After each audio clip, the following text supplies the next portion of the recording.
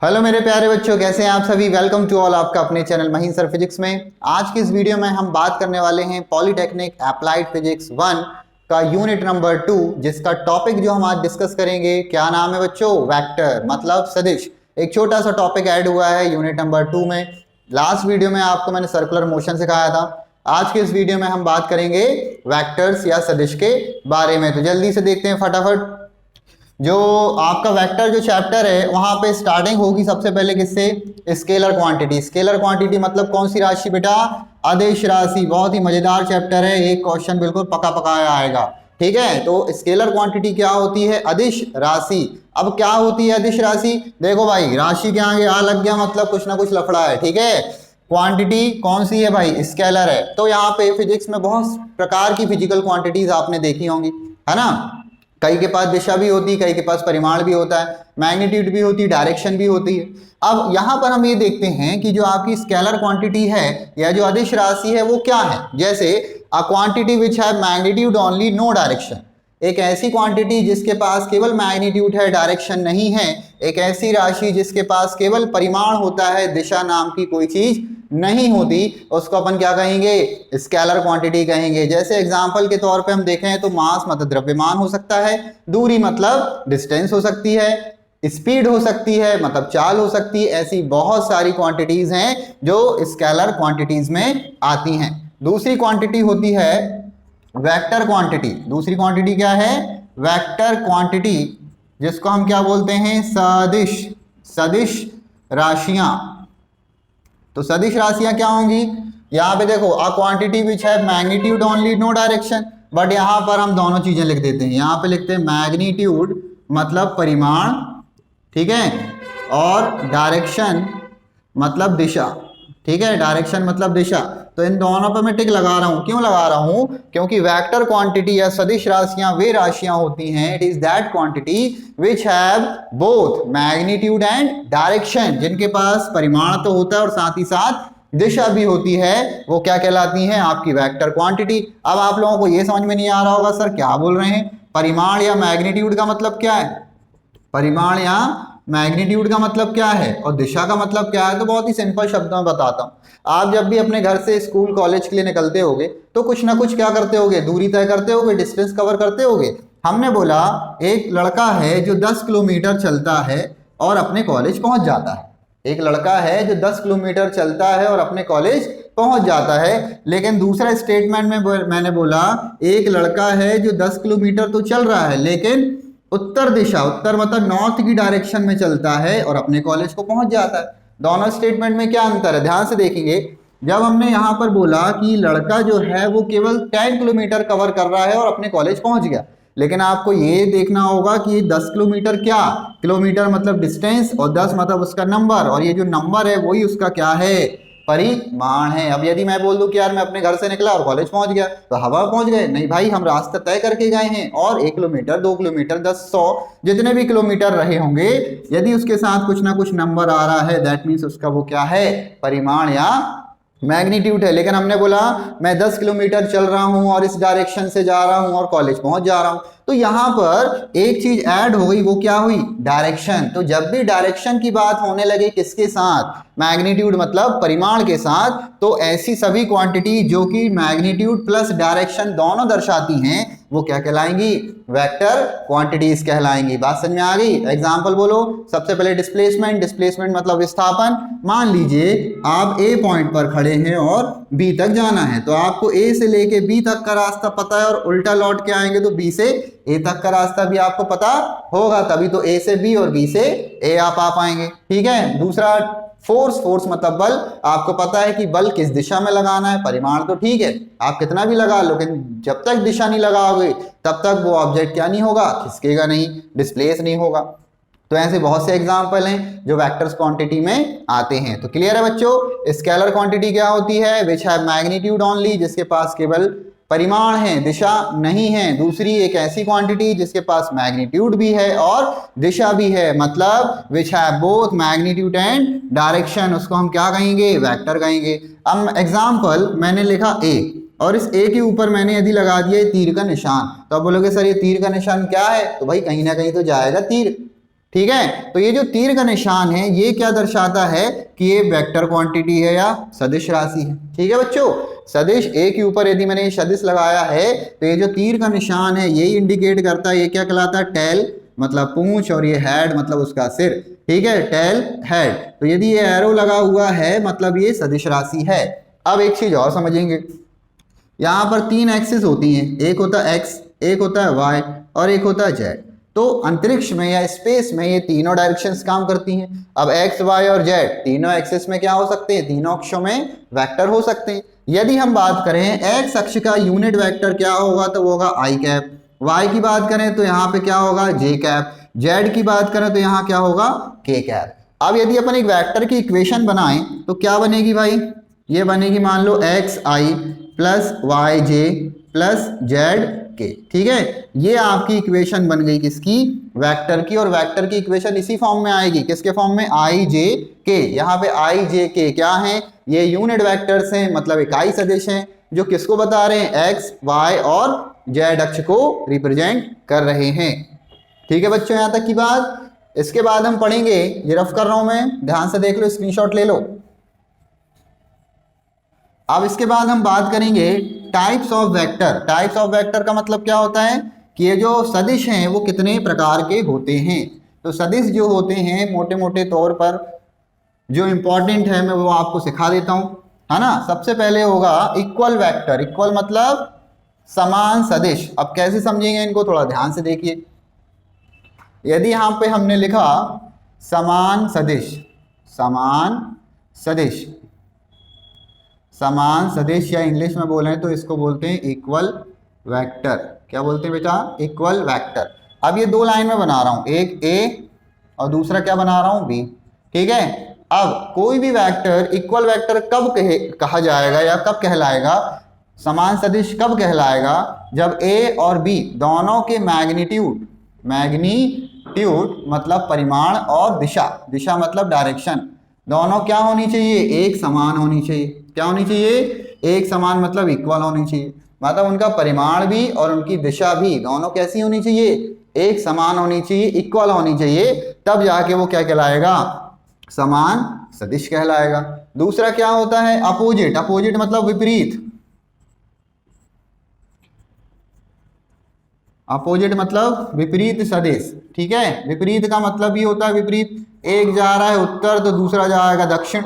मान लो एक सदिश ए है और दूसरा सदिश बी है, दोनों के परिमाण मतलब मैग्नीट्यूड तो इक्वल है, लेकिन दिशा देखो अपोजिट है कि नहीं है, दिशा एक इस तरफ है और एक इस तरफ, दोनों एक दूसरे के अपोजिट डायरेक्शन में। तो ये क्या कहलाएगा, ये कहलाएगा विपरीत सदिश। तीसरा होता है बच्चों शून्य सदिश। शून्य सदिश मतलब जीरो वेक्टर, नाम ही जीरो है, इसका मतलब एक ऐसा सदिश जिसका मैग्नीट्यूड क्या हो, जीरो हो, जिसका परिमाण क्या हो, जीरो हो, वो क्या कहलाएगा, शून्य सदिश कहलाएगा। फिर उसके बाद आता है शून्य सदिश के बाद आएगा तुम्हारा पैरेलल वेक्टर। पैरेलल का मतलब क्या होता है, समांतर, समांतर सदिश, समांतर सदिश। समांतर सदिश को इंग्लिश में क्या बोलते हैं बच्चों, पैरेलल वेक्टर। क्या बोलते हैं, पैरेलल वेक्टर। ध्यान से देखिएगा, एक सदिश हमने बनाया ए, दूसरा सदिश हमने बनाया बी। अब आप बोल रहे होंगे ये क्या बता रहे हैं, तो बिल्कुल सिंपल सा लॉजिक है। समांतर सदिश या पैरेलल वेक्टर वो होंगे जिनके परिमाण जरूरी नहीं है कि क्या हो, बराबर हो, लेकिन उनकी दिशा क्या होगी, एक समान होगी। मतलब उनका मैग्नीट्यूड क्या नहीं होता, इक्वल नहीं होता, लेकिन उनकी दिशा जो होती है वो एक दूसरे के समान होती है। दोनों एक ही दिशा में चलते हैं लेकिन उनका परिमाण बराबर नहीं होता। इसको हम बोलते हैं पैरेलल या समांतर सदिश। 5वें नंबर पे आता है यूनिट वेक्टर। यूनिट मतलब इकाई, यूनिट मतलब इकाई सदिश। ठीक है, यूनिट मतलब इकाई सदिश या यूनिट वेक्टर।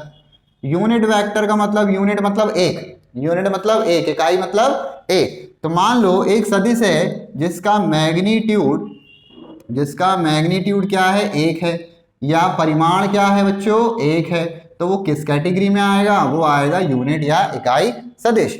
इसको रिप्रेजेंट किससे करते हैं, मैंने लिखा ए और ए के ऊपर यदि ये कैप लगा दिया, मतलब टोपी लगा दी, क्या लगा दी, टोपी लगा दी। तो जब भी ये टोपी लगी रहे मतलब समझ जाना कि ये क्या है, इकाई सदिश है या यूनिट वेक्टर है। अब इसका फॉर्मूला क्या होगा, फॉर्मूला होता है vector A divided by mod of A. ये उसका क्या होगा बच्चों, फॉर्मूला। ए कैप बराबर क्या होता है, वेक्टर ए अपॉन मॉड ए। मॉड का मतलब मापांक, ठीक है। उसके बाद 6वें नंबर की हम बात करें, आता है पोजीशन। पोजीशन मतलब स्थिति, पोजीशन मतलब स्थिति सदिश।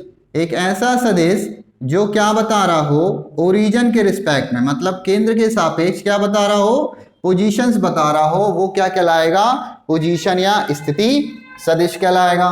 फिर आखिरी आता है कोप्लैनर।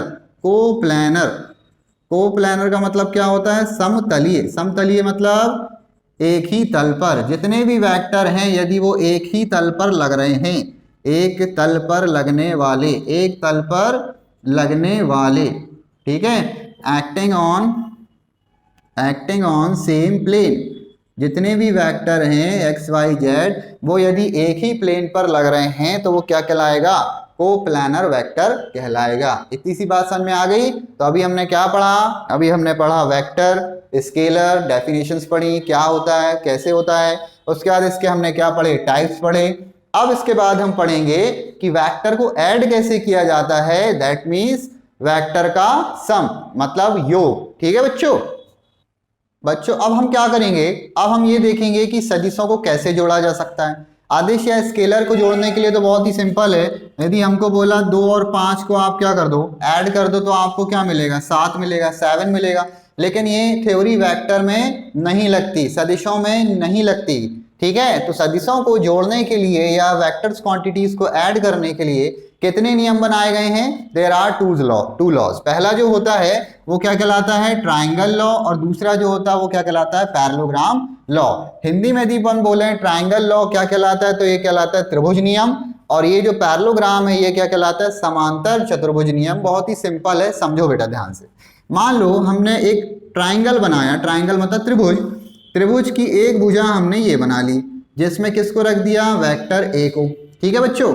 एक और भुजा संलग्न, संलग्न मतलब उसी के साथ लगी हुई दूसरी भुजा हमने बनाई, जिसपे किसको रख दिया अपन ने, वेक्टर बी को। अब इन दोनों सदिशों को हम क्या करना चाहते हैं बच्चों, ऐड करना चाहते हैं, मतलब जोड़ना चाहते हैं, ठीक है। तो सदिश ए और सदिश बी दोनों को यदि अपन जोड़ें तो इनका रिजल्ट कहाँ मिलेगा, तो इसका रिजल्ट मिलेगा ट्राइंगल की थर्ड साइड पर। ट्राइंगल की थर्ड साइड मतलब तीसरी भुजा पर हमको इसका क्या मिलेगा, रिजल्टेंट मिलेगा, जिसको अपन इसका सम बोल रहे हैं। तो ए और बी को यदि आप ऐड कर रहे हो, और कैसे ऐड कर रहे हो, वेक्टर की हेल्प से और त्रिभुज नियम लगा रहे हो। एक जो भुजा है इसको ओ नाम दे दो, इसको पी दे दो, इसको क्या नाम दे दो, क्यू दे दो, ठीक है। तो ये जो ओपी है, ये ओपी क्या बता रहा है, वेक्टर ए। पी क्यू जो है वो क्या बता रहा है, वेक्टर बी। ए और बी दोनों को ऐड करना चाहते तो इनका एडिशन, इनका योग कहाँ मिलेगा, इनका योग मिलेगा त्रिभुज की तीसरी भुजा में। याद रखना इस एरो का मतलब बहुत कुछ है। ये एरो यहाँ एंड हुआ, ये एरो यहाँ एंड हुआ, इन दोनों का सम मिला, मतलब ये एरो यहाँ एंड हो रहा है, ठीक है। बहुत काम की चीज है। तो ये जो इनका एडिशन है वो क्या मिला, ए प्लस बी मिला, ठीक है। उसके बाद आता है पैरेललोग्राम लॉ। पैरेललोग्राम लॉ का मतलब होता है समांतर चतुर्भुज। यदि आपने देखा हो तो समांतर चतुर्भुज कुछ इस तरीके का बनता है, ठीक है। अब यदि हमने बोला एक समांतर चतुर्भुज हमने ये लिया, जिसकी एक साइड ये है और एक साइड ये, तिरछी लेना भाई थोड़ी सी, ठीक है। यहाँ पे अपन लेंगे वेक्टर ए और यहाँ पे लेंगे अपन वेक्टर बी। अब इस ए और बी को with the help of parallelogram law या समांतर चतुर्भुज की हेल्प से हमें ऐड करना है। तो एक समांतर चतुर्भुज की एक भुजा तो ए है, मतलब इसको अभी नॉमिनेचर कर देंगे। इसमें एक साइड में बैठा है वेक्टर ए, दूसरी साइड में बैठा है वेक्टर बी। दोनों का रिजल्टेंट कहाँ मिलेगा, तो दोनों का रिजल्टेंट मिलेगा इस पॉइंट से जो एक लाइन पास होगी। इस वाली लाइन को क्या बोलेंगे भैया, इंटरसेक्शन पॉइंट से एक जो लाइन जा रही है, ठीक है, ये प्रतिच्छेद बिंदु से होकर जाने वाली एक रेखा। यहाँ पर ए और बी दोनों का क्या मिलेगा, योग मतलब रिजल्टेंट मिलेगा ए प्लस बी, ठीक है। इसको अपन कुछ इस तरीके से जोड़ सकते हैं क्या, ये देखो भाई, ये क्या बन गया इनका, ये बन गया इसका रिजल्टेंट, ठीक है। तो ए और बी दोनों को ऐड किया तो कहाँ मिला, ये प्रतिच्छेदी बिंदु से होकर जाने वाली एक line, a line passing through the intersection point, जो कि समांतर चतुर्भुज तो ये विकर्ण कहलाता है, डायगोनल कहलाता है। तो यदि अपन दूसरे तरीके से देखें, ए को यदि हम यहाँ ले लें ऊपर ए और बी को यहाँ ले लें, तो ए और बी का देखो फिर से यदि अपन को योग चाहिए तो कहाँ मिलेगा, फिर से यही मिलेगा। तो इस तरीके से आपको क्या मिल गया, दोनों का योग मिल गया। किसका योग मिल गया, समांतर चतुर्भुज के नियम से और त्रिभुज नियम से। इस तरीके से हम वेक्टर्स क्वांटिटी को क्या करते हैं बच्चों, ऐड करते हैं, मतलब योग करते हैं। ठीक है बच्चों, अभी हमने क्या पढ़ा कि वेक्टर को कैसे एडिशन या कैसे योग करते हैं। ठीक है, तो यहाँ पे दो नियम बताए गए, योग का और समांतर चतुर्भुज का, ट्रायंगल लॉ और पैरेललोग्राम लॉ। जब इन दोनों लॉस को अपन देखें तो अपन को फाइनली क्या मिल रहा है, रिजल्टेंट या परिणामी मिल रहा है। उस परिणामी का फॉर्मूला क्या होता है, तो उस परिणामी का फॉर्मूला होता है, मान लो एक कोई ना कोई क्वेश्चन आ सकता है, एक भुजा में 5 न्यूटन रखा, दूसरे में 4 न्यूटन रखा, बताओ दोनों का परिणामी कितना होगा। यदि वो थीटा एंगल से या 60 एंगल से या 30 एंगल से एक्ट कर रहे हैं। ठीक है, कैसे, मान लो बोला एक 5 का है और दूसरा 4 का है, दोनों के बीच 60 डिग्री का एंगल बन रहा है।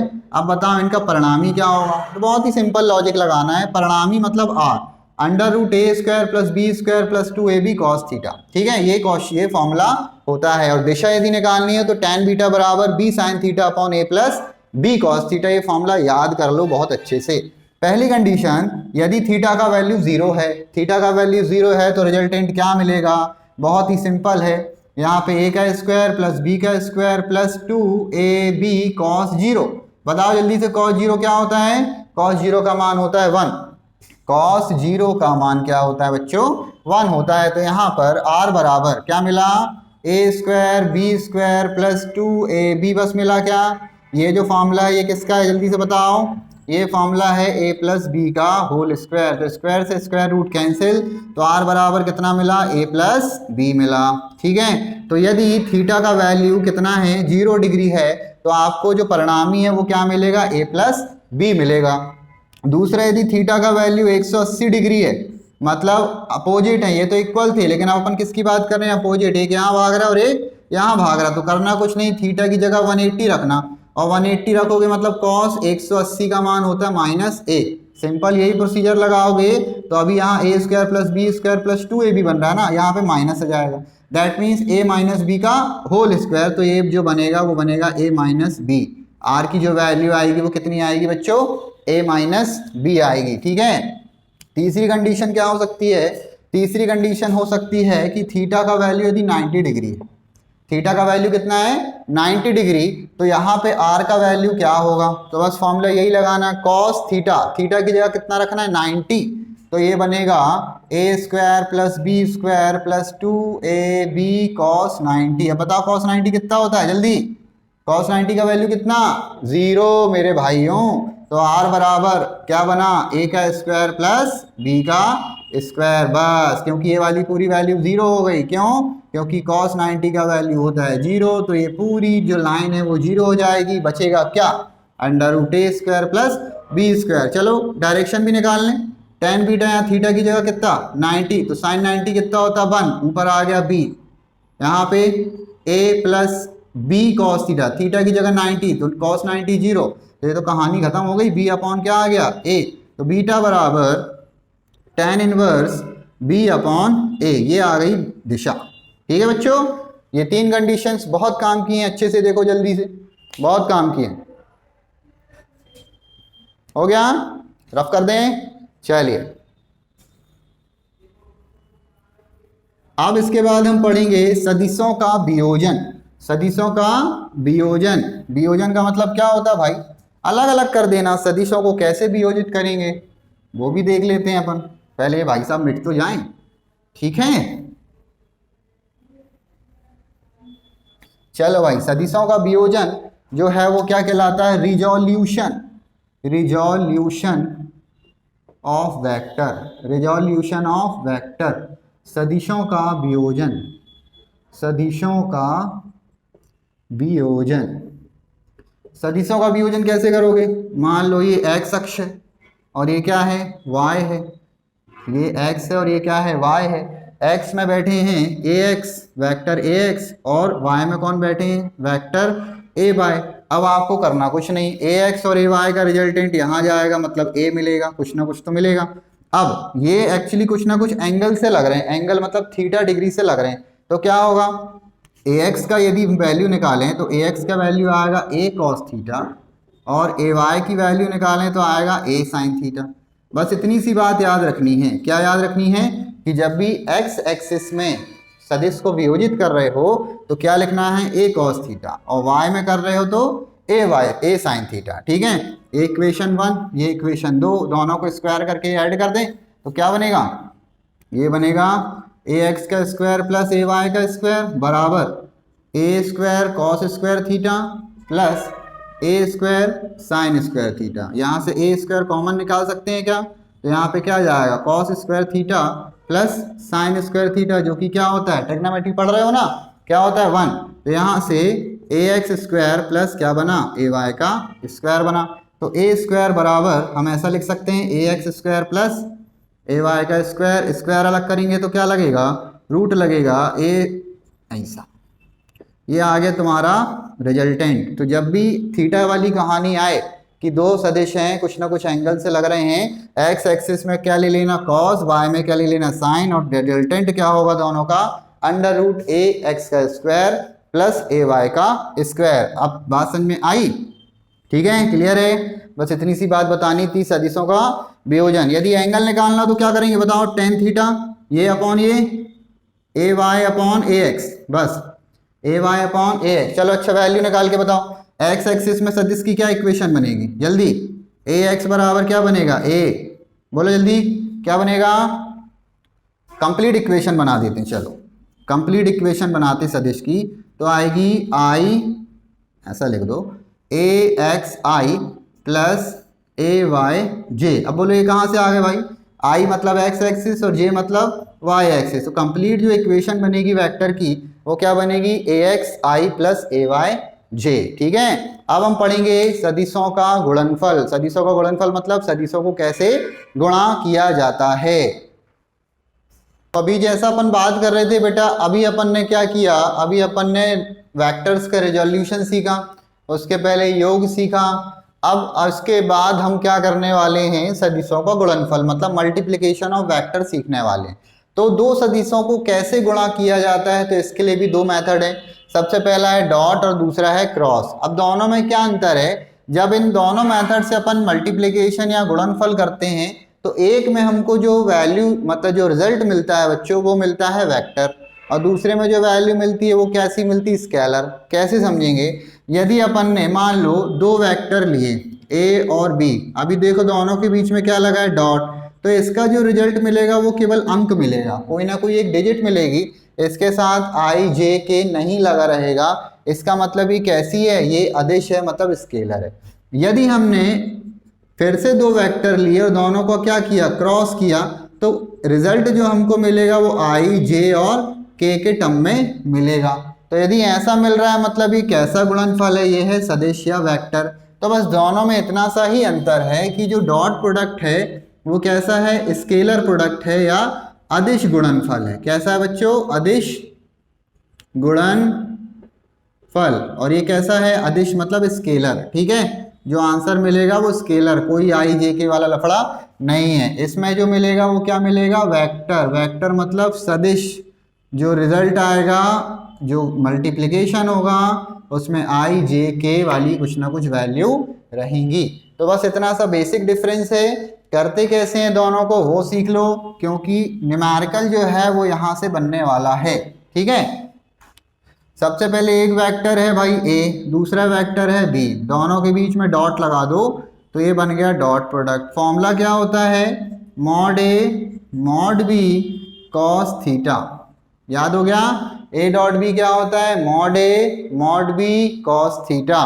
ठीक है, यहाँ से यदि कॉस की या थीटा की वैल्यू निकालेंगे तो क्या बनेगी, ये बनेगी a dot b upon mod a mod b, या थीटा बराबर cos inverse a dot b upon mod a mod b।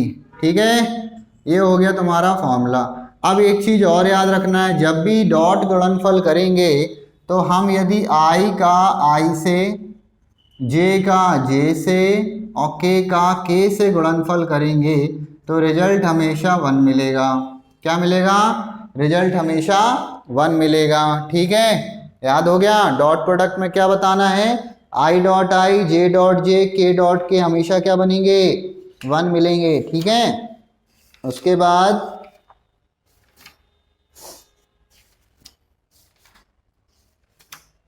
Clear है बच्चों यहां तक की बात? अब यहां पे एग्जाम्पल लिख लो। हाँ, तो जो डॉट प्रोडक्ट का फॉर्मूला क्या होता है? F into S. दूसरा मिल सकता है पावर। पावर का मतलब होता है P, और P बराबर कितना होता है? V इंटू आई भी होता है और F डॉट V भी होता है। ठीक है, इन दोनों को याद रखो क्योंकि यहाँ से चीज़ें पकड़ में आएंगी। क्वेश्चन जब हम करेंगे तब हमको समझ में आएगी चीज़ें, है ना। इनकी बहुत इंपॉर्टेंस है बेटा। उसके बाद अपन करते हैं कौन सा? Cross product. क्रॉस प्रोडक्ट कैसे करोगे? अब ए और बी के बीच में क्या लगा दो? क्रॉस लगा दो। अब फॉर्मूला क्या बनेगा? Mod A mod B sine theta. तो यहाँ से थीटा, साइन थीटा की वैल्यू क्या मिलेगी?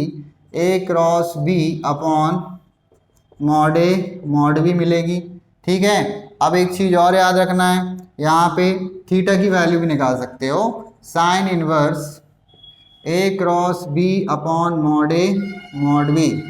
ठीक है, अब ध्यान से सुनो, यदि i के साथ क्रॉस प्रोडक्ट करें तो 0 होगा, j के साथ क्रॉस प्रोडक्ट करें तो 0 होगा, k के साथ क्रॉस प्रोडक्ट करें तो 0 होगा।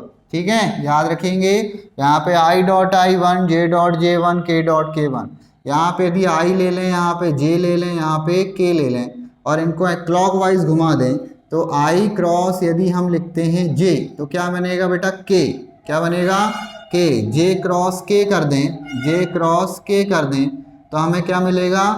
i। और यदि k क्रॉस i कर दें तो हमें क्या मिलेगा? j। इसी को उल्टा यदि हम कर दें तो क्या बनेगा? j cross i, j cross i मिलेगा माइनस k क्रॉस j मिलेगा माइनस i, और i क्रॉस k कर दें तो हमें क्या मिलेगा? इस तरीके से हम क्रॉस प्रोडक्ट कर सकते हैं। डॉट प्रोडक्ट सीख लिया, क्रॉस प्रोडक्ट ऐसे करते हैं। अब इसके बाद हम क्या करेंगे? न्यूमेरिकल, जो कि बहुत इंपॉर्टेंट है। 2 मार्क्स 4 मार्क्स के आपके पेपर में बिल्कुल 100% आने वाले हैं। कुछ न्यूमेरिकल्स देखते हैं अपन, जल्दी से इसको देख लो, नोट कर लो, स्क्रीनशॉट ले लो, जो करना करो।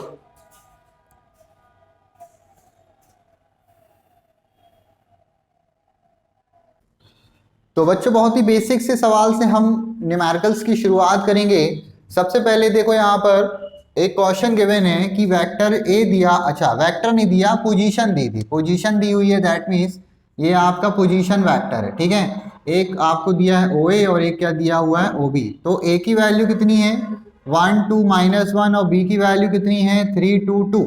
सबसे पहले आपको करना क्या है? आपको ये करना है कि इनका पोजीशन वेक्टर निकालना है। तो पोजीशन वेक्टर या स्थिति सदिश हमेशा ए पॉइंट से निकाला जाता है, ओ पॉइंट से निकाला जाता है। तो OA की वैल्यू क्या मिलेगी? 1 इंटू आई प्लस 2 इंटू जे माइनस 1 इंटू के। इस तरीके से स्थिति सदिश निकालना है। OB क्या मिलेगा? OB मिलेगा 3i, मतलब ये x ये y ये z। तो 3 के साथ i लगा दो, 2 के साथ j लगा दो और इस 2 के साथ भी k लगा दो। तो ये बन गया आपका OA और OB। निकालना क्या है बच्चों? AB। क्या निकालना है? AB मिलेगा OB माइनस OA से। किससे? AB चाहिए तो OB माइनस OA यदि आप कर दें तो आपको AB का वैल्यू मिल जाएगा। बहुत सरल है। सबसे पहले क्या करना है? I लिखा, क्या लिखना बच्चों? I प्लस 2j माइनस के। ठीक है, माइनस करना है किससे? 3i plus 2j plus 2k से। अब बताओ, ये i है, ये माइनस का मल्टीप्लाई हो जाएगा क्या अंदर? i प्लस 2j माइनस के minus 3i minus 2j minus 2k। ठीक है, i देखो ये कितना है? i का i से ही घटाओगे तो i से 3i माइनस 3i गया, बचा कितना? Minus 2i। 2j से 2j क्या हो गया? कैंसिल। माइनस के माइनस 2k कितना हो गया? Minus 3k। ये आ गया तुम्हारा आंसर। वेक्टर ए बी की, अच्छा मैग्नीट्यूड निकालना था, अच्छा कोई बात नहीं, वेक्टर ए बी निकालना तो कितना आ गया 2i माइनस 3k, मैं सोचा मैग्नीट्यूड निकालना, ठीक है। दूसरा क्वेश्चन क्या बोला देख लिया बच्चों, इसको अच्छे से देख लो, स्क्रीनशॉट ले लो, बहुत ही सिंपल है। जब भी स्थिति सदिश या पॉइंट दिए रहते हैं तो उनको वेक्टर्स बनाना है, वेक्टर्स के बाद क्या करना, वो भी को ओए से घटा देना, काम खत्म, आंसर आ जाएगा। फिर बोल रहा है एक वेक्टर ए दिया है, दूसरा वेक्टर बी दिया है, क्या निकालना है, unit vector A B parallel to resultant vector. बहुत सरल सवाल है, ध्यान से देखो, ए दिया है बी दिया, सबसे पहले इनका रिजल्टेंट मतलब हमको क्या चाहिए, ए प्लस बी चाहिए, क्या चाहिए, ए प्लस बी, क्या मिलेगा ए प्लस बी, ए प्लस बी बताओ क्या मिलेगा, आई और 3i को जोड़ दो, कितने हो गए 4i हो गया, इसको जोड़ना है, आई को आई से जोड़ोगे ना तो कितना हो जाएगा, आई और 3i 4i, 4j लिख देते हैं यार, तुम लोग भी क्या याद रखोगे, चलो i plus 4j minus 2k, नन्हे मुन्ने बच्चे हैं, समझ में नहीं आता है सर, डिप्लोमा कर रहे हैं, कुछ तो रहम करो, चलो भाई रहम कर दिए, लो a प्लस बी, आई में आई को जोड़ दो, आई और 3i 4i, j और माइनस 5j, देखो 4 और माइनस 5 बनेगा क्या, माइनस j, मतलब माइनस 1 बचेगा, माइनस 2k में से k घटा दो, माइनस k बचा, ये आ गया भाई साहब a प्लस बी, क्या मिल गया अपन को, a plus B, 4i minus j minus k। अब रिजल्टेंट निकाल लो इसका, रिजल्टेंट मतलब a प्लस बी का, ठीक है, ऐसा मॉड, तो जब भी मॉड निकालना होता है तो क्या लगाते हैं, रूट, i के साथ कितना है 4 का वर्ग, j के साथ कितना है -1, k के साथ भी कितना है -1, ये हो गया तुम्हारा काम, ये हो जाएगा 16 प्लस 1 प्लस 1, कितना आ गया 16 17 18, रूट ऑफ 18, कितना आ गया, रूट ऑफ 18, ठीक है। निकालना क्या है, यूनिट वेक्टर निकालना है, यूनिट वेक्टर इसको अपन r मान लें तो इसको r कैप लिख सकते हैं क्या, r कैप बराबर वेक्टर r अपॉन क्या होगा, मॉड r होगा, ठीक है, r मतलब ये वाली वैल्यू, a प्लस बी को अपन ने r बना दिया, तो r की वैल्यू कितनी है 4i minus j minus k, upon mod की वैल्यू कितनी है, रूट के अंदर 18, आंसर, ठीक है बच्चों, जल्दी से देखो। फिर अगला सवाल बोल रहा है f1 की value 3i plus 4j, f2 की value 3j plus 4k, r निकालना है, r कैसे मिलेगा, दिमाग लगाओ, सबसे पहले जल्दी से देखो, नहीं भाग रहे भाई शताब्दी एक्सप्रेस, अरे हलवा क्वेश्चन है यार, रिजल्टेंट चाहिए है, क्या करोगे, दोनों को ऐड कर दो ना, ये देखो f1 प्लस क्या दे दो f2, यहाँ पे देखो कोई एंगल दिया था, नहीं दिया था ना, इसलिए थीटा का कोई टेंशन है ही नहीं, तो f1 और f2 को जोड़ दो, तो ये देखो ये कितना है भाई 3i प्लस 4j, f2 की वैल्यू कितनी है j, i नहीं है मतलब 0i plus 3j plus 4k, ठीक है, आई में 0i जोड़ दो, 3i आएगा भाई, 4 3 7, कितना हो गया 7j, k वाली कोई वैल्यू है क्या यहाँ, नहीं, मतलब वो भी 0 ही है, मतलब 4k, ठीक है, जो नहीं है वो क्या है 0 है, इन दोनों को जोड़ दिया, क्या मिला 3i plus 7j plus 4k, यहाँ तक की बात समझ में आई, अभी आंसर नहीं आया, ये तो आ गया दोनों का रिजल्टेंट। अब दोनों का क्या निकालना है, मैग्नीट्यूड, तो मैग्नीट्यूड के लिए करते हैं रूट लगाते हैं, i के साथ कितना है 3, j के साथ कितना है 7, k के साथ कितना है 4, 3 3 जा 9, 7 7 जा 49 और 4 4 जा 16, हिंदी में ही बोल दे रहे हैं भैया, 3 तेरे का 9, 7 7 49, 4 छुके 16, कितना आएगा जल्दी से बताओ, रूट के अंदर 74, यूनिट कुछ नहीं मतलब यूनिट लिख दो, ठीक है मेरे भाइयों, बन गया, हो गया हो तो जल्दी बताओ, आगे बढ़ते हैं, रफ कर दें, देख लिया अच्छे से, स्क्रीनशॉट ले लो, प्रैक्टिस कर लेना, बहुत सरल है ना। एक और सवाल जो हमारा इंतजार कर रहा है बहुत देर से, है ना, बोल रहा है सर मुझको भी निपटा दो, मुझे भी सॉल्व कर दो, चलो आते हैं भाई तुम्हारे पास आते हैं, टेंशन क्यों लेते हो, चलो यहाँ पे बोल रहा है, आपको दिख नहीं रहा होगा शायद बोर्ड में, वेक्टर ए जो दिया है 3i प्लस 4j, ठीक है, और वेक्टर बी जो दिया है वो दिया है 7i प्लस 24j दिया है। बोल रहा है सर यूनिट वेक्टर मतलब इकाई सदिश निकालो, यूनिट वेक्टर निकालो मतलब इकाई सदिश, वो भी किसकी डायरेक्शन में, किसकी दिशा में, पैरेलल टू बी, मतलब लिख देते हैं parallel to B, parallel to, अच्छा पैरेलल टू ए बोला है, पैरेलल टू वेक्टर ए मतलब ए के समांतर, ए के समांतर, कुछ नहीं करना बस बहुत सरल है, ए के समांतर। जब भी ऐसी कोई कहानी आए सामने, किसके समांतर, इसके समांतर, उसके समांतर, यहाँ पे बोल रहा है यूनिट वेक्टर निकालो किसके पैरेलल, ए के, तो यहाँ पे याद रखना फॉर्मूला लगाना मॉड बी का मल्टीप्लाई किससे कर देना, ए कैप से, ए कैप मतलब यूनिट वेक्टर किसका, ए का। सबसे पहले क्या निकाल लो, ए कैप, ए कैप कैसे निकलेगा, vector A upon mod A, vector A तो ये दिया हुआ है साक्षात 3i plus 4j upon mod कैसे निकलता है, रूट लगाते हैं, i के साथ 3, 3 3 जा 9, j के साथ 4, 4 4 जा 16, बोलो बोलो मेरे भाइयों, 3i प्लस 4j, भागना नहीं बैठे रहो, 25, 25 का कितना आएगा, 5 ही तो आएगा, पढ़ा है कि नहीं पढ़ा, 25 का वर्गमूल 5, ये क्या मिल गया, ए कैप। दूसरे नंबर पे क्या निकालना था, मॉड बी, मॉड बी के लिए लगाओ इक्वेशन के ऊपर रूट, आई के साथ कितना है 7 का स्क्वायर, जे के साथ 24, अब बताओ जल्दी से सॉल्व करो, 7 7 जा 49, 7 7 जा 49 और 24 का 24 में गुणा कर दो भाइयों, कितना मिलता है जल्दी से बताओ, नहीं बनता कोई बात नहीं, निकाल लेते हैं यार, कोई बड़ी बात थोड़ी ना। 24 इंटू 24, कौन सी मेथड लगाएं बताओ, बनती है, नहीं बनती, हम सिखाते हैं।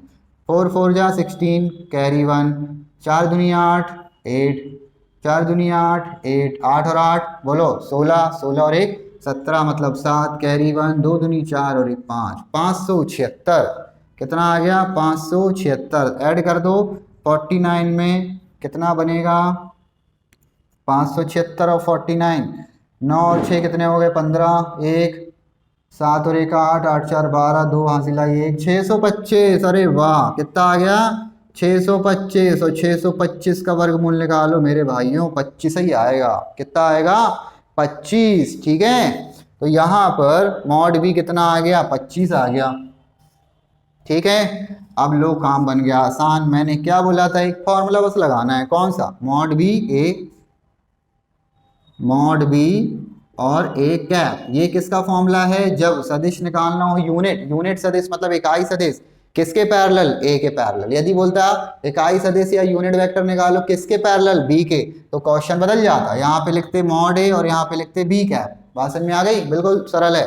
मॉड बी की वैल्यू कितनी है 25, ए कैप की वैल्यू कितनी है, बोलो बोलो जल्दी बोलो, 3i प्लस 4j अपॉन 5, 5 से 5 निपट गया, आ गया कितना 5, तो 5 का मल्टीप्लाई कर दो 15, यहाँ पे 20, लो भैया आंसर तैयार, बन गया है पिज़्ज़ा, खा लो मेरे भाइयों, ठीक है।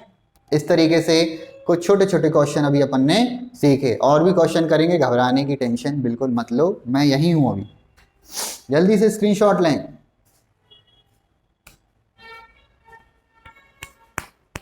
हो गया, चलो एक सवाल और आपकी खिदमत में पेश है।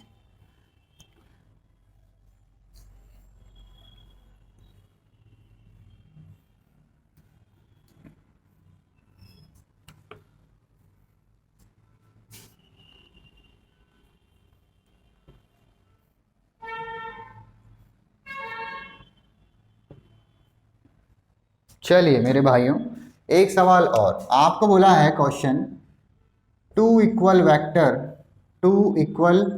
Vector have same their resultant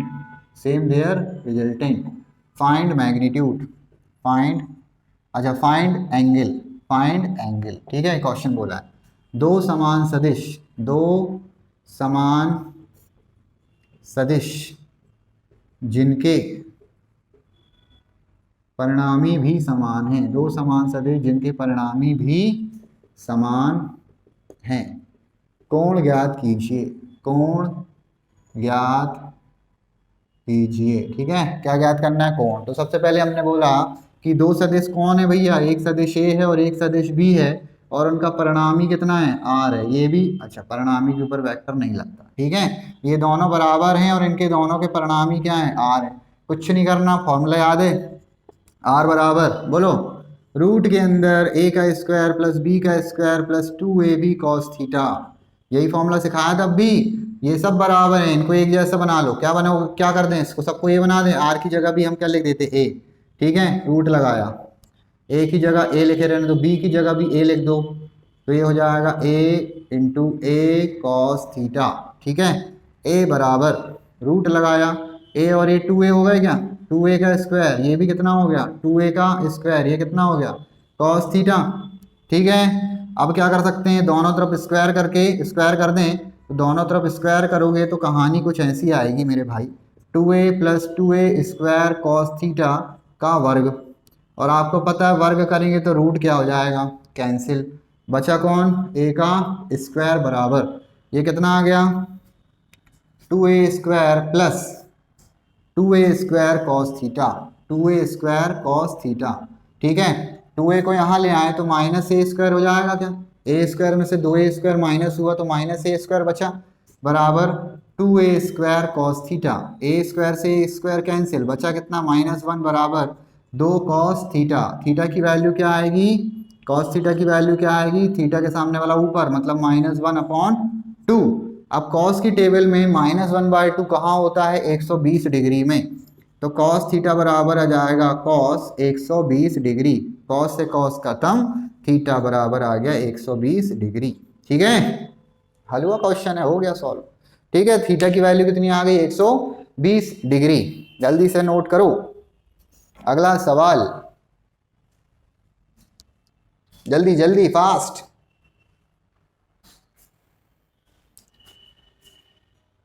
हो गया, चलो ठीक है, रफ करते हैं।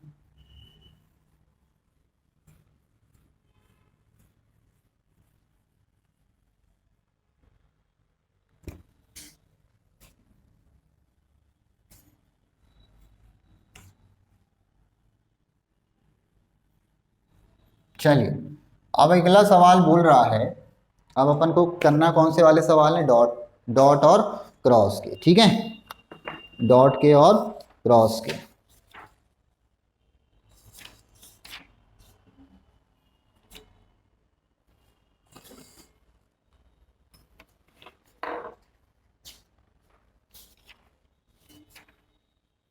चलो, बहुत सरल सरल से सवाल है। सबसे पहले वेक्टर ए दिया है 2i plus 3j plus 4k, vector B दिया है i plus j plus 2k, और थीटा का वैल्यू दिया है 30 डिग्री, ठीक है। जल्दी से सॉल्व करते हैं इसको। सॉल्व क्या करना है, गुणन क्या निकालना है, ए डॉट बी, यहाँ पे लिखा है ए डॉट बी निकालना भाई। ए डॉट बी का मतलब सिखाया था डॉट प्रोडक्ट, ठीक है। फॉर्मूला क्या लगेगा, ए डॉट बी बराबर मॉड बी कॉस थीटा, ये लगेगा, ये हो गया मॉड ए मॉड बी। कैसे निकालोगे मॉड, जल्दी से बताओ। जब भी मॉड लगता है तो रूट लगा देते हैं, तो आई के साथ कितना है 2, तो 2 का 4, जे के साथ 3 मतलब 9, 16 हो गया, एक आ गया। मॉड बी कैसे निकलेगा, 1 + 1 + 4, और ये कॉस थीटा, थीटा की जगह कितना दिया है 30, ठीक है, कितना दिया 30, तो ए डॉट बी बराबर बोलो 16 और 9 25 और 4 29, मल्टीप्लाई ये कितना हो जाएगा 4 5 6 √6। कॉस 30 की वैल्यू नहीं बनती, परेशान मत हो, साइन लिखा, कॉस लिखा, 0 30 45 60 90, ठीक है। जिनसे नहीं बनता वो सीख लो भाई। थीटा की जगह 0 1/2 1/√2 √3/2 1, रिपीट कर दो 1 √3/2 1/√2 1/2, और ये हो गया 0। तो हमें किसकी वैल्यू चाहिए, cos 30 की, तो cos 30 की वैल्यू √3/2। इसके आगे का आप सॉल्व कर लेना, इन दोनों का मल्टीप्लाई कर देना, जो भी आएगा इसके साथ स्वाहा। ए डॉट क्या मिला, बी मिला, ठीक है। दूसरा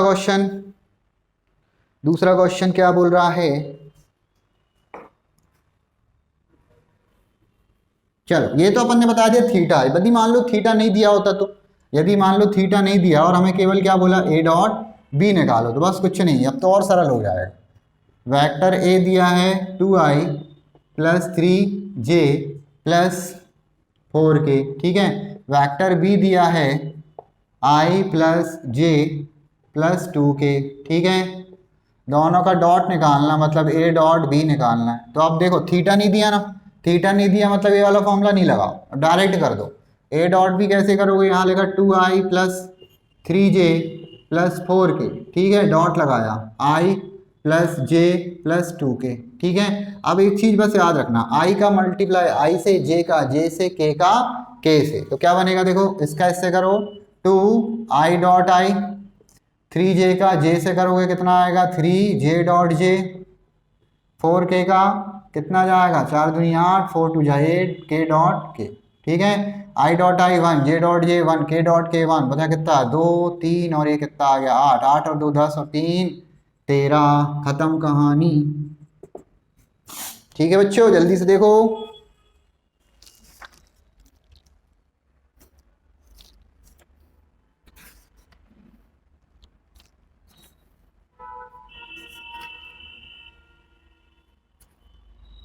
हो गया। अगला क्वेश्चन बोल रहा है वेक्टर ए बराबर 2i प्लस 3j प्लस के, और वेक्टर बी जो है वो दिया हुआ है 2i minus 4j plus A perpendicular to B दिया है। क्या दिया है, ए परपेंडिकुलर टू बी। देखो भाई जल्दी से कैसे करेंगे इसको।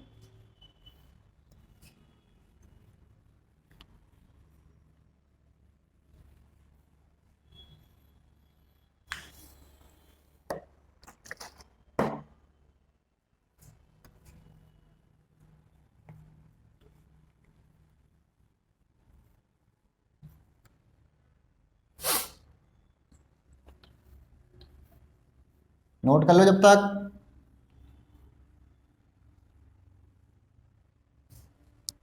अब देखो, एक वेक्टर ए दिया है, दूसरा वेक्टर बी दिया है, ए परपेंडिकुलर किसके हैं, बी के है, ठीक है। अब देखो याद रखो, जब भी दो सदिश एक दूसरे के क्या होते हैं, परपेंडिकुलर, यदि सदिश ए परपेंडिकुलर है किसके, बी के, तो याद रखना ए डॉट बी जो होता है वो कितना आता है, जीरो आता है। कितना आता है, जीरो आता है। तो ए और बी का यदि अपन गुणा करें, मतलब डॉट प्रोडक्ट करें, तो कितना आ रहा, जीरो। तो यदि ए परपेंडिकुलर बोल रहा है बी, ए बी के परपेंडिकुलर मतलब लंबवत है, कुछ नहीं करना, इन दोनों का डॉट करना। कैसे करोगे, यहाँ पर लिखना 2i plus 3j plus k, ठीक है। क्या कर दो, डॉट कर दो, किसके साथ, 2i minus 4j plus 8k है, ये कितना है 8k। अरे सूखा नहीं है भाई, 8k। करना क्या है, i का i से मल्टीप्लाई करो 4, i डॉट i, 3j का 4j के साथ करो minus 12, j dot j, k का 8k, ये 8 है, हाँ 8, तो ये आ जाएगा कितना प्लस 8, k डॉट k बराबर कितना आना चाहिए, जीरो। यहाँ पे देखो i dot i 1, j dot j 1, k dot k 1, तो कितना आ गया 4 माइनस 12 प्लस 8, 8 4 12, 12 में से 12 गया, बचा कितना, जीरो। प्रूफ हो गया, ठीक है। तो यदि वेक्टर ए और वेक्टर बी बोला है, ए परपेंडिकुलर बी है, तो कंडीशन याद रखना कि ए डॉट बी किसके बराबर होता है, जीरो के बराबर होता है, ठीक है। अब इसी में एक सवाल और, क्वेश्चन बोला मान लो एक सदिश दिया है ए बराबर 2i प्लस 3j प्लस के। सेम सवाल लेते हैं, थोड़ा सा इंप्लीमेंट करते हैं। वेक्टर बी दिया है 2i minus 4j plus 8p, चलो यहाँ पे लिखा p के, लिखा क्या लिखा है, p के। अब ये यहाँ फिर हमसे बोला a परपेंडिकुलर किसके, b के, तो p का मान ज्ञात करो, p का मान ज्ञात करो, find the value of p, p का मान ज्ञात करो। कैसे करेंगे जल्दी से बताओ।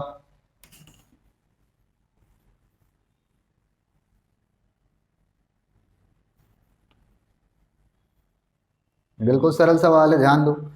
हमें क्या करना है, a डॉट b करना है, ठीक है, और ए डॉट बी किसके बराबर आना चाहिए, 0 के। कैसे करोगे देखो ध्यान से, ए का वैल्यू कितना 2i प्लस 3j प्लस के, ठीक है।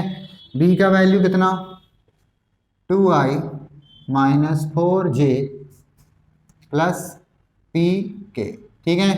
अब दोनों का क्या करना है, डॉट, ये कर दो डॉट। तो देखो 2i का 2i से करो कितना हो जाएगा 4i डॉट आई, 3j का इससे करो -12 j डॉट j, इसका इससे करो तो कितना आ जाएगा p k डॉट k, ठीक है।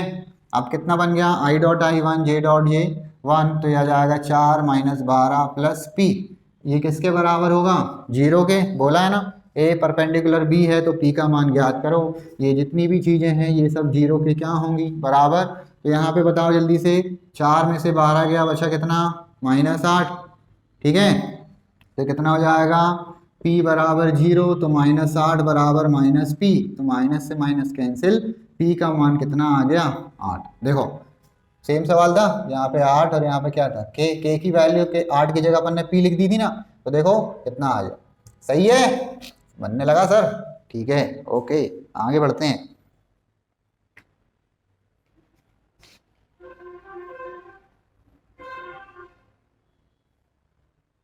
हो गया, एक सवाल और कर लो।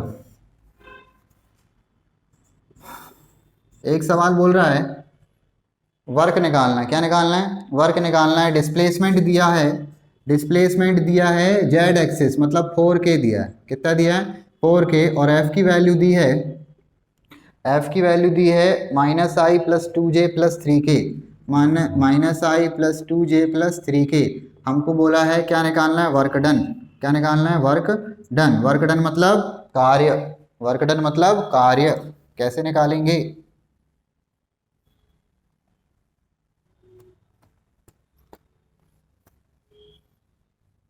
देखो बेटा इस तरीके के जो सवाल हैं, ये जो मैंने सवाल बताया, अब लिखना संभव नहीं है, टाइम वेस्ट होगा।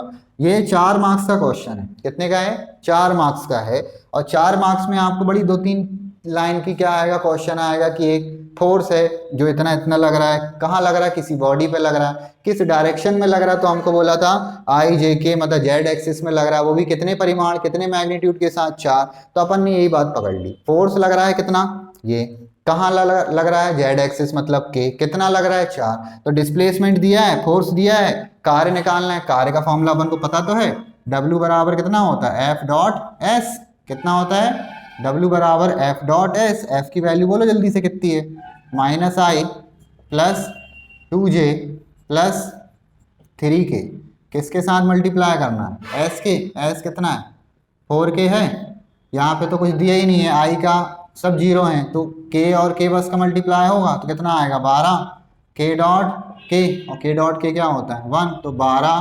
कार्य निकालने हैं तो कार्य जो होता है वो किसमें आता है, जूल में। लो 4 लाइन का सवाल था, 2 लाइन में खत्म, ठीक है।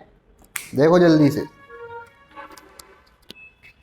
ओके अगला क्वेश्चन क्या बोल रहा है बच्चों, कि प्रूव दैट वेक्टर a बराबर 2i minus 3j minus k और वेक्टर b बराबर -6i plus 9j plus 3k are parallel, एक दूसरे के समांतर है, ठीक है। अब यहाँ पर कहानी थोड़ी उल्टी है। अभी तक के सवालों में हमने क्या देखा, a परपेंडिकुलर b होता था तो a डॉट b का मान 0 के बराबर होता था, लेकिन यहाँ पे बोला है a और b एक दूसरे के समांतर हैं। समांतर है का मतलब a क्रॉस b बराबर क्या होगा, 0 होगा। तो जब भी ऐसा हो तो करना कुछ नहीं, वही कहानी है। यहाँ पे क्या लिखना, आई जे के, ए क्रॉस बी सॉल्व करने का ये तरीका होता है। सबसे पहले ये 2 लाइन बनाना, आई जे के। इक्वेशन देखो सबसे पहले, वेक्टर ए क्या दिया है 2i माइनस 3j माइनस के, तो आई के साथ कितना है 2, जे के साथ कितना है -3, के साथ कितना है -1। इसकी वैल्यू बताओ -6, 9 और ये कितना हो गया 3। ये किसके बराबर आना चाहिए बच्चों, 0 के, ठीक है। सॉल्व कैसे करते हैं, सबसे पहले आई को छुपाएंगे, एक इक्वेशन बनेगी। कैसे बनेगी देखो क्या बनी, आई को छुपाया तो ये आ जाएगा -3 9 -1 3। फिर जे को जब छुपाते तो जे माइनस में होता है, याद रखना, प्लस माइनस प्लस। फिर यहाँ पे क्या करोगे, जब जे को छुपाओगे तो क्या बनेगा, कौन कौन सी इक्वेशन दिख रही, 2 -6 -1 और 3। 2 माइनस 6 माइनस 1 और 3। फिर के को छुपाइए सर, के को छुपाएंगे तो क्या मिलेगा, 2 माइनस 6, 2 माइनस 6 और -3 और 9, -3 और 9 ये बना। ये बराबर किसके आना चाहिए, 0 के। करना कुछ नहीं, इसका मल्टीप्लाई इससे, तो ये कितना हो जाएगा -9, ये हो जाएगा +9। ठीक है, फिर -j लिखा, फिर ये कितना हो जाएगा 6, माइनस माइनस प्लस, लेकिन एक और माइनस लगता है इसलिए माइनस, प्लस क्या आ गया के, ये कितना हो जाएगा 18, -6 × 18। ठीक है, 18 से 18, 6 से 6, 9 से 9, आंसर आ गया 0। इस तरीके से प्रूफ हो गया कि A क्रॉस B एक दूसरे के क्या है बच्चों, पैरेलल है। ठीक है, क्लियर है। उसके बाद अगला सवाल रफ कर दें इसको, देखो जल्दी से। चलिए बच्चों, एक सवाल और ये क्या बोल रहा है कि एक सदिश A दिया है और एक सदिश B दिया है।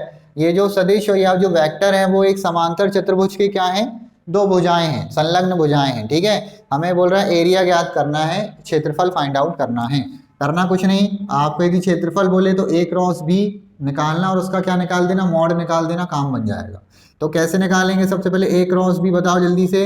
ये अपन ने क्या किया, ऐसा लिखा I J और ये क्या लगा दिया K। ठीक है, इक्वेशन 1 में I के साथ कितना है 3, J के साथ कितना है 4, K नहीं है मतलब 0, इसके साथ बोलो -3, 7, कुछ नहीं है। तो यहाँ पे A क्रॉस B का जो उनको वैल्यू मिलेगा वो क्या मिलेगा, I को छुपाएंगे 0 हो जाएगा, करके देख लेना। J को छुपाएंगे 0, केवल K का वैल्यू मिलेगा। क्यों मिलेगा, क्योंकि देखो ध्यान से, दिख रहा है 3 -3 4 7। ठीक है, ये वैल्यू मिल रही है।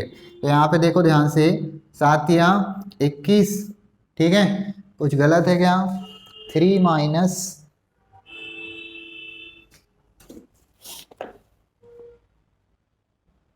3 + 4j -3i + 7j। ठीक है, सही है। तो ये कितना हो जाएगा, 3 7 या 21, फिर क्या लगाया माइनस, फिर ये 4 या 12। ठीक है, लेकिन ये माइनस पहले से लगा, एक माइनस और, तो ये माइनस माइनस क्या हो जाएगा प्लस। तो ये कितना हो जाएगा, 21 और 4 12, 21 और 12 कितना हो जाएगा 33 के। इसका हमको क्या निकालना है, A क्रॉस B का मॉड निकालना है ना। क्या बनेगा, √ओवर, यही वाली वैल्यू आएगी √33। निकालना क्या था, एरिया, इसलिए किस में आएगा, स्क्वायर में, और कुछ नहीं दिया मतलब यूनिट। ठीक है, खत्म। बहुत सरल हो गया सवाल। अगला सवाल पिछले बार के पेपर में आया हुआ है, तो इसको थोड़ा ध्यान से करेंगे। ठीक है, देखें, देख लिया, रफ कर दें, ओके।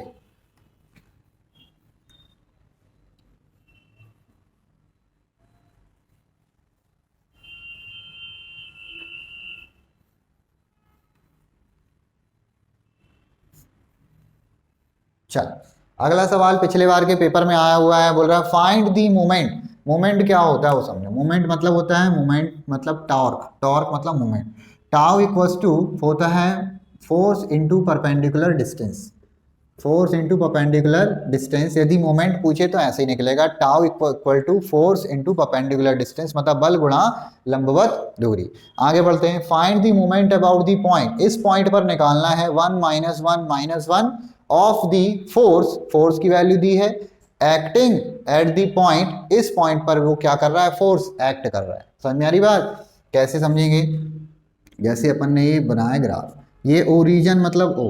सबसे पहले देखो हमें कौन सा पॉइंट दिया है, 1 -1 1 1 -1 1, इसको अपन क्या बोल देते हैं, P बोल देते हैं। क्या बोल देते हैं, P बोल देते हैं। ठीक है, और किस पॉइंट पर एक्ट कर रहा है, 1 0 -2, 1 0 -2 पे ये क्या कर रहा है, एक्ट कर रहा है। ठीक है, इसको क्या बोलते हैं, A बोल देते हैं। अब ध्यान से सुनो, मोमेंट निकालना है, ये फोर्स है, ये फोर्स मतलब ये जो बल है, ये जो बल है वो किस पॉइंट पर एक्ट कर रहा है, 1 0 मतलब इस पे कर रहा है। हमें करना क्या है, बिंदु इस पे 1 -1 1 पर क्या निकालना है, आघूर्ण निकालना है। तो करना कुछ नहीं, आप क्या करें, फोर्स तो आपको पता ही है, फोर्स आपको पता है कितना है, F है ना, कितना गिवन है 3i + 4j - 5k, ये दिया हुआ है। अब आपको क्या करना है, किसके परितः आघूर्ण निकालना है, 1 -1 और 1। इसका मतलब P से लेके A तक की यदि अपन दूरी निकाल लें तो अपना काम बन सकता है। PA तो निकालना, PA की वैल्यू कैसे मिलेगी, OA माइनस OP। OA का कोऑर्डिनेट्स 1 0 -2 दिया है तो अपन ने इक्वेशन बना ली। OP 1 -1 1 दिया है तो अपन ने इक्वेशन बना ली। ठीक है, करना कुछ नहीं, सिंपल, इस माइनस का मल्टीप्लाई कर दो, I plus 0j -2k minus I minus minus plus minus. ठीक है, यहाँ तक की बात। जे आई से आई क्या हो गया, कैंसिल, जे में 0j को जोड़ोगे जे ही मिलेगा, जे कितना हो जाएगा -3k। तो पी ए की जो वैल्यू है वो कितनी आ गई, जे -3k। एफ की वैल्यू दी हुई है, निकालना क्या है अपन को, टाउ निकालना है। टाउ का जो फॉर्मूला होगा वो क्या होगा, पी ए क्रॉस एफ। क्या होगा, पी ए क्रॉस एफ, आई जे के, आई जे के। क्लियर है, क्या मिलेगा यहाँ देखो, पी ए की वैल्यू आई नहीं है मतलब यहाँ 0, जे के साथ कितना आएगा 1, के के साथ -3, एफ की वैल्यू आई के साथ 3, जे के साथ 4, के साथ -5। सॉल्व कर लो इसको जल्दी से। आई को छुपाया, आई को छुपाया क्या दिखेगा, आ जाएगा -5, -5, फिर लगाया माइनस, 3 चौके 12, ये हो गया +12। ठीक है, जे को छुपाया 0 हो जाएगा, के को छुपाया कितना जाएगा 4, अच्छा आई को छुपाया, जे को छुपाया तो ये हो जाएगा 0 और 3 3 जा 9, कितना आएगा 3 3 जा 9, लेकिन माइनस में आएगा। के को छुपाएंगे कितना आएगा 0, 3 1 जा 3 -3 के आएगा, तो हो जाएगा 12 में से 5 गया बचा 7, 7i माइनस जे 9j -3 के। ठीक है बच्चों, क्लियर है। उम्मीद करते हैं वीडियो अच्छा लगा होगा, सदिश पूरा समझ में आ गया होगा। ये जो भी अपन ने क्वेश्चन किया लास्ट ईयर में आया हुआ क्वेश्चन है 6 मार्क्स का, ठीक है 4 मार्क्स का सॉरी, तो आपसे बनना चाहिए। तो बस आज के लिए आपसे विदा लेते हैं, काफ़ी लंबी क्लास हो गई है, उम्मीद करते हैं समझ में आ गया होगा। और यदि समझ में आ रहा है तो अपने फ्रेंड्स के साथ भी इसको शेयर कीजिए। चैनल को लाइक एंड सब्सक्राइब करना बिल्कुल भी मत भूलिएगा, क्योंकि आने वाले वीडियोस बहुत काम के होने वाले हैं। विश्वास करो अप्लाइड फिजिक्स 1 आपकी पूरी निकलवा के ही रहेंगे। ठीक है बच्चों, जय हिंद, जय भारत।